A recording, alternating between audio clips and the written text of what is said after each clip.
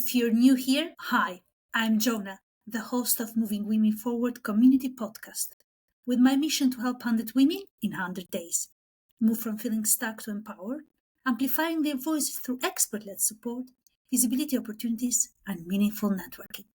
Now sit back, grab your cup of coffee or your favorite drink, and be inspired to move forward in life and in business with our next episode. My amazing guest for today is now Giulia. Giulia comes from SUS Wellbeing. Wonderful. From SUS Wellbeing.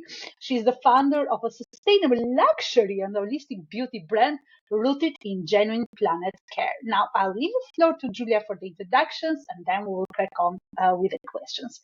Thank you, Giulia, for being here today.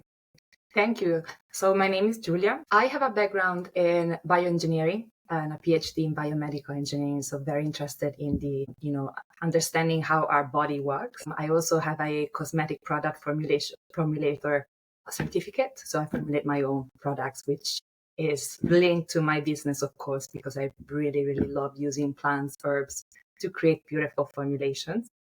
I am as you hinted, I'm a strong planet care advocate. I feel very connected with our world, with the planet around us. And in that way, I also feel quite stressed in some way from pollution, plastic, and what we generate through our daily life. And so with SUS, I wanted to create something different, something special, which could bring forward the idea of respect towards the planet as well as our bodies. So we are surrounded by toxins and plastic the whole time. And we gotta change that. So this is a fundamental principle for the brand and something that I really support and care about. So that's me. That's an excellent introduction. Thank you for that, Giulia. We had some a few weeks ago, actually a couple of months ago, one of the masterclass hosts in our community. She came from sustainability, so we had some good questions from the audience, and it was very interesting approach how we can all make a change and how we can contribute to the planet, be it in holistic products, holistic well-being, or even in a holistic approach to business. Now, Giulia, I've got a few questions for you. Right. We're going to take our time. But first of all, I want to know, actually for the audience, if that's okay with you, where are you based? Which place in UK are you based? Yeah, I'm in London. I've been here for a long time. I love London. I'm in central London most of the time. So happy to be here. Really happy. Amazing. I think we should be catching up for coffee here at some point. Yeah. or a cup of tea, whatever you want, or cup a of tea as smoothie. well. Amazing. Definitely. I'll go for the coffee anyway, myself. Okay, Giulia. So now we talk about helping women shift from stuck to empowered, but I want to understand from you, how can we prioritize mind, body, emotional well-being? And it's hard when we build businesses. It's hard. So how can we prioritize our wellness and well-being? Yes. So I believe it is hard, as you just said. I myself went through a couple of burnouts, and that was a very instructive experience. If we start understanding that wellness is part of the strategy, I think that's hugely helpful. Because I believe wellness is key for lowering stress levels and for nourishing the body. So if we think about the brain runs most of our life and also the decisions we make in our business. And so it's very demanding from an energy perspective. And so it consumes like 20% of the body energy, but it's only 2% of the mass of the body, imagine. So it's very consuming. And if we work and stress, because work often, turns on that stress cycle, we get foggy, we get more confusion in our mind, and we're not able to perform at our best. And so taking breaks could be going to the gym, could be taking time for yourself, everything that you enjoy doing in small steps. And maybe just 10 minutes could be, taking just 10 minutes break, going for a walk. It helps clearing that mindset. And so we take better decisions. With clear mind, we take better decisions for ourselves and for our brain, for our business, sorry. One thing I notice very much is that while building businesses, we have an inner voice, an inner voice that tells us that's the right thing for you right now. That's how you should do it. That's the right path. But if we don't let that voice come up, because we are always working and we are stressed, we don't perceive that signal. And so I think that's a really important thing while building businesses. Because inside we have a lot of answers, and slowing down help us perceiving those signals and understand what's the right thing for us. Not just maybe do a checklist because we should do that because everybody's doing it. You connect deeper with yourself. The other thing that I think is really important is that while we do, for example, exercise or activities like breath work, we help regulating emotions. Exercise is a great way to just release all that stress that we have stagnant in the body, because we use our brain but not our body. We just stay sit. And as we do exercise, we release all of that stress and we regulate emotions better. We react differently to things. Like I realize sometimes I get stuck and I'm like, well, this is a disaster. And then I go to the gym, I do all my workout and I, take time for myself. I come back and I'm like, no, it's absolutely solvable. It's fine. Right. So doing that kind of activity helps us translate ourselves from a place of fear and pressure, which we tend to feel because we stack up emotions one on top of the other, to a place of more purpose and drive and energy. And so that's where you want to be. So it is a leadership strategy for your own self to include wellness and self-care into your life. So if we think that way, it suddenly become important because yes, that impacts what I do, right? So that's what I think. It's amazing. So Giulia, before we go on with the other questions that I had in mind to ask you in this podcast session, I wonder, like, for example, this is not even a question, but it's a conversation. So I want to hear your thoughts on this side of our daily life. So we've set up an accountability group and co-working group, and we keep the members accountable, including myself. So I've achieved more, I think, since I set up this group, and this is going on from September, really. So after summer, because I saw that it was something that I was lacking, and other members were lacking in that moment. So do you think that by being accountable to ourselves or to someone that we can work together with, doesn't matter if it's a business or a life project that we have, would you think that little bit of accountability will help along the way by looking after ourselves, prioritizing wellness and well-being in general? Would you think that is one of the... I think it definitely helps, especially when you're getting maybe started or maybe you are stuck and you want to maybe move beyond that barrier, right? Because you potentially have friends that you can share experience with. And, as you just said, they keep you accountable that, okay, you have done that.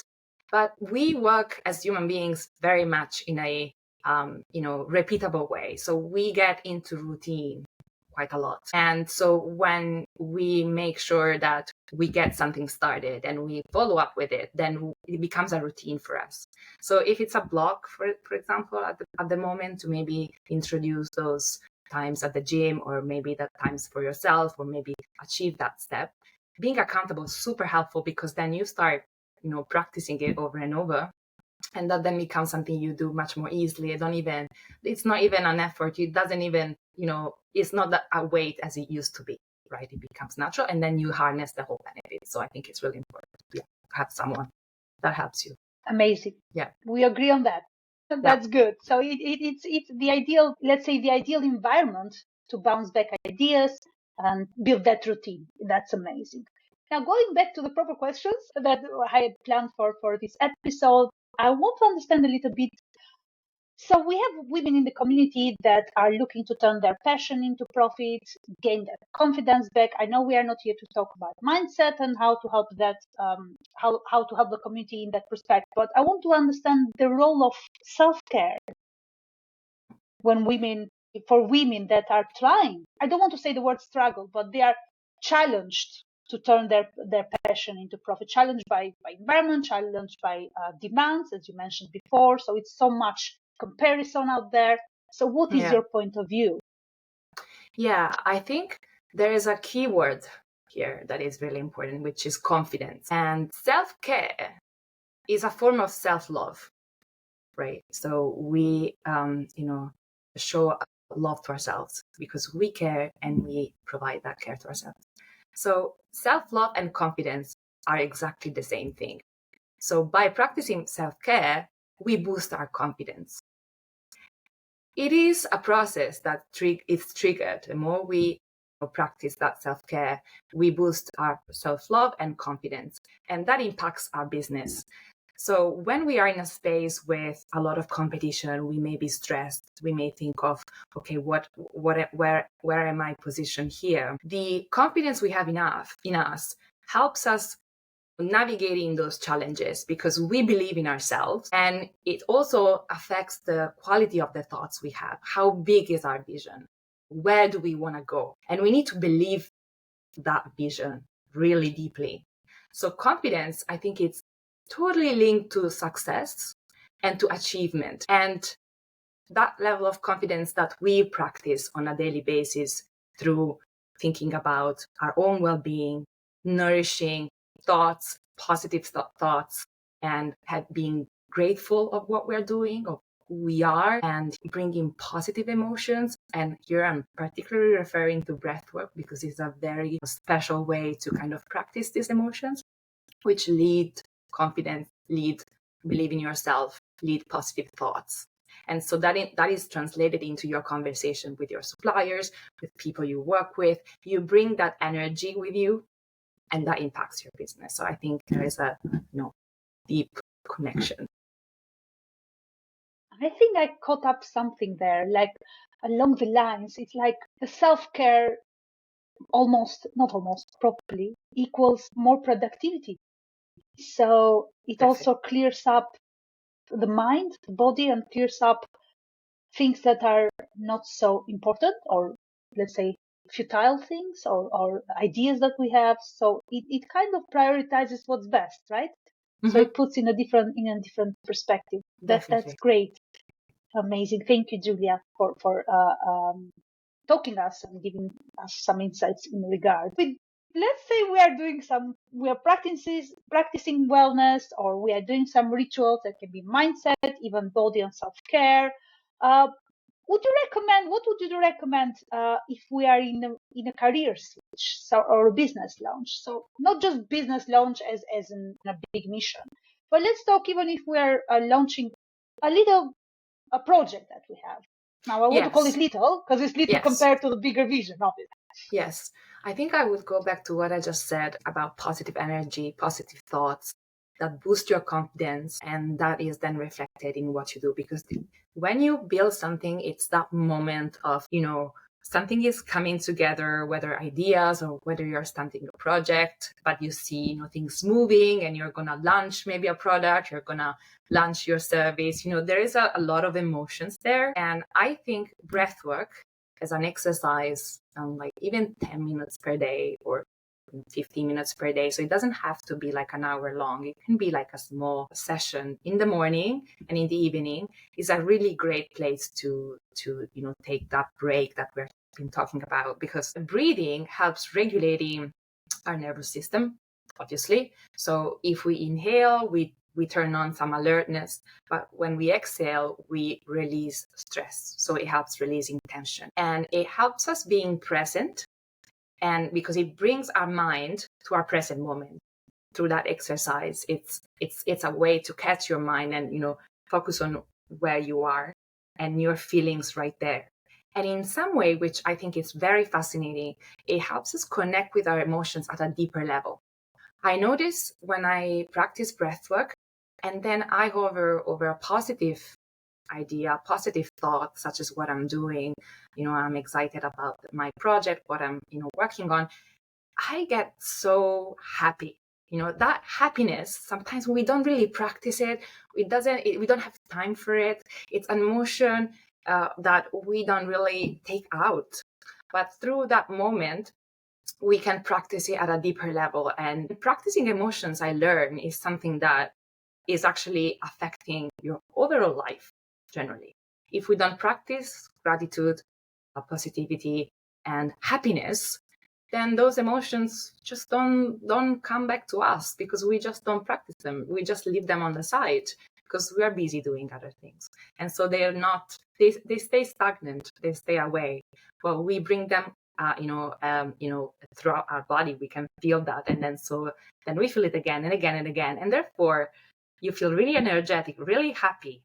And so when you're starting or you're launching or you are in a moment of transition like that, I think it's great. It gives you that emotional support that you need. One thing I would say that works really well for me, and this is separate from breath work, is so taking sometimes for like a sauna. Usually the hot sauna, they finish 80 degrees one. And what works very well is going to the gym, releasing all the stress that I've been having throughout the day and accumulating in my body.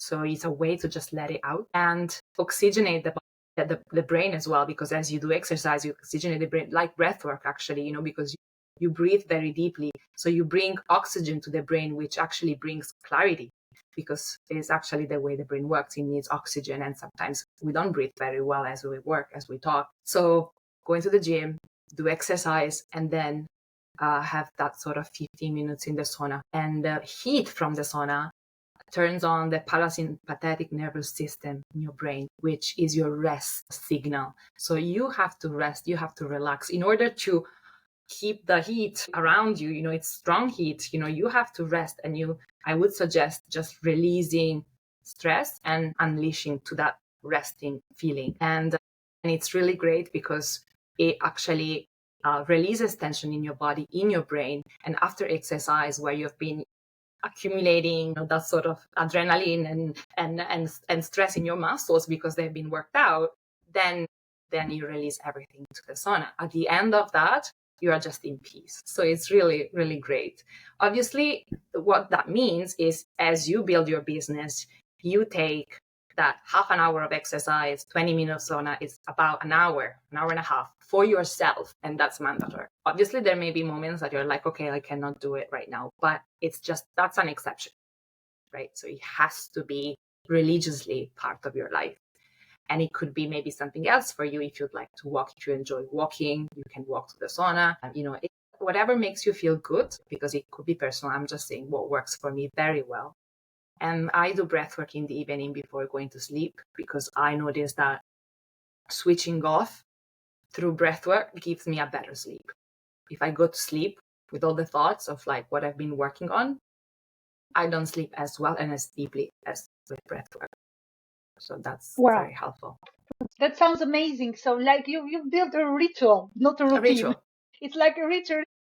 It is. Like every night I go and I turn on, I actually can suggest the breathwork exercises that I do. I follow a YouTube channel called Breathe with Sandy. And maybe I don't know him. Maybe one day he's going to tag me because I make a lot of publicity for him. Without knowing, but he's incredible and I'm not the only one saying that, like literally it is written in all of the comments by everything he does. My mom does it as well, and now it's a ritual for her.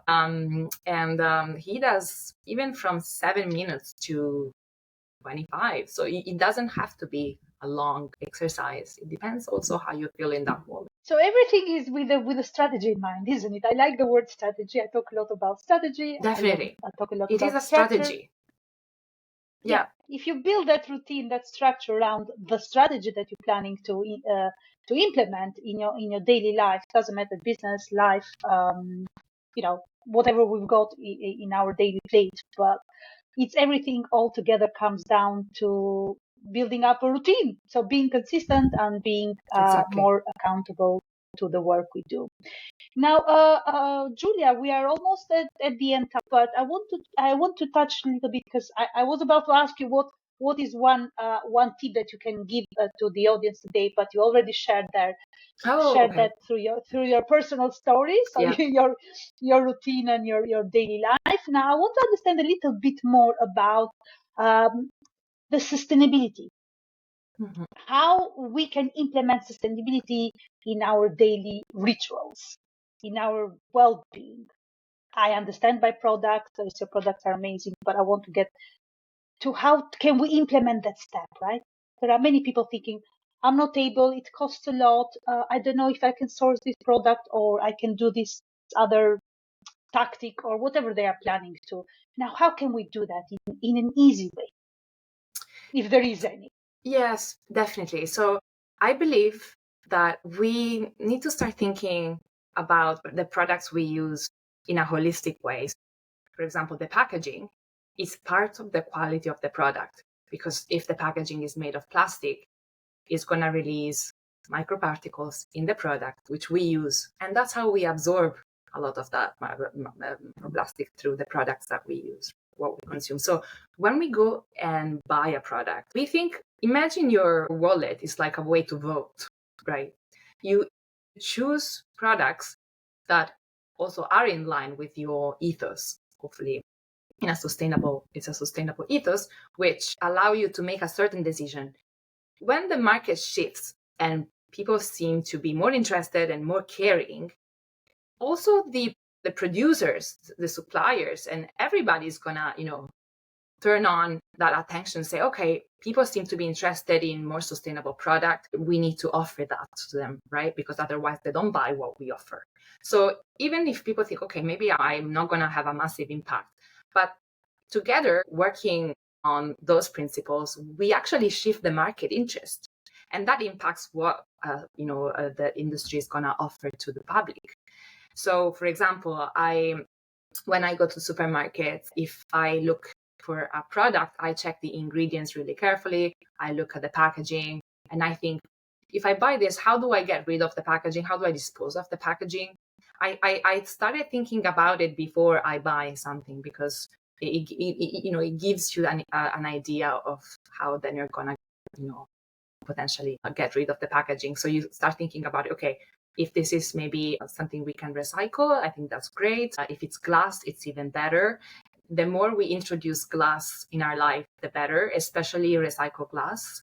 So from a sustainability perspective, for our own well-being, using glass is really great. I found it really fascinating that recycled glass is much more energy efficient than raw glass, than virgin glass, because the more we recycle glass, the more the process is energy efficient. So going from glass to glass is really energy efficient compared to going from raw materials into glass. And glass doesn't shred microplastics. So it's great for our wellness. It is great for our long-term health from a preventative perspective.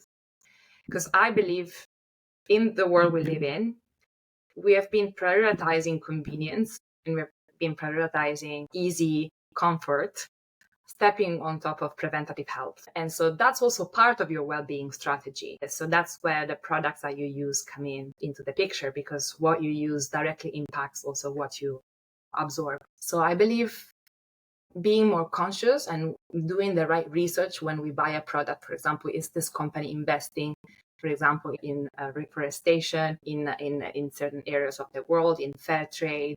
Are they putting effort in using packaging that respects the planet as much as possible? I thought doing that research and making the right choices when you go and pay, you give a vote to a world that you want to have.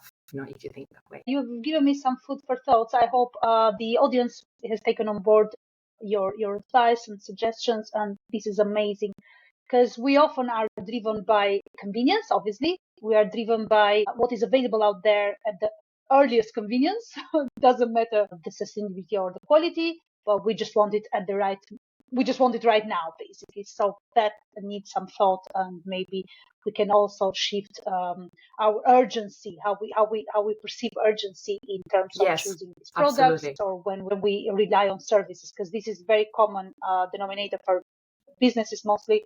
When they run day to day, they think that I want it now, I want the result right now, whereas the results take a bit of time to be sustainable and be your ally in a long-term strategy in this case.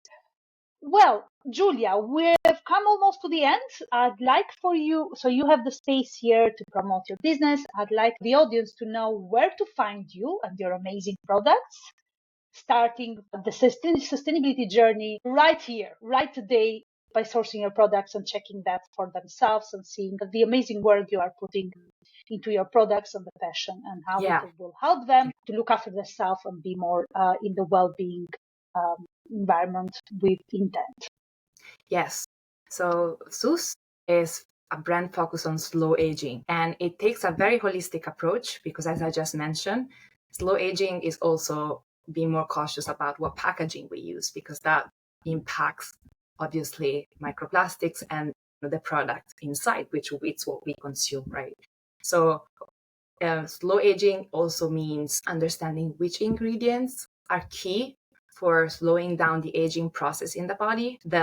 The science right now is getting really hot on these topics because we are learning so much suddenly about what impacts our long-term health and what helps us prevent health in the long term. Right now, I'm focusing on 2 products that are topical.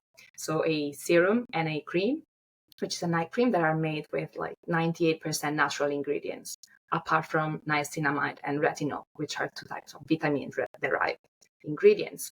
The packaging is made of glass, and the labels is totally recyclable with biodegradable laminate on top of paper. And then there is a wooden lid. I'm also actively working on something this is on the side, is a new material that can degrade really fast. And with the hope that that's going to become, part of the product and it's going to support the sustainability ethos. And I hope I will talk to you about this very soon. It's part of the project that I'm working on because, as I said, the brand was born from this desire to improve the world and the products we use, and that impacts our health. And that's where the slow aging concept comes in as well. So I apply a very big, very strict standard on which ingredients and what type of materials and packaging I use. Something that I would love would be out there. But no, you have to do so much work to understand what works for you. So in this case, what I offer is something that people can 100% trust and can feel, okay, this is good for me. I am happy with what I have right now. It just doesn't just solve the problem right there in an optimal way. It's also great for my long-term vitality, long-term well-being, and long-term skin health in this particular case. So starting with 2 products, and I have lots of ideas, lots of internal products as well, because I believe, for example, gut health is related to skin, and we are missing the point right now. So lots coming up, and I hope you'll find it exciting. So you can find me on Instagram at sus.wellbeing.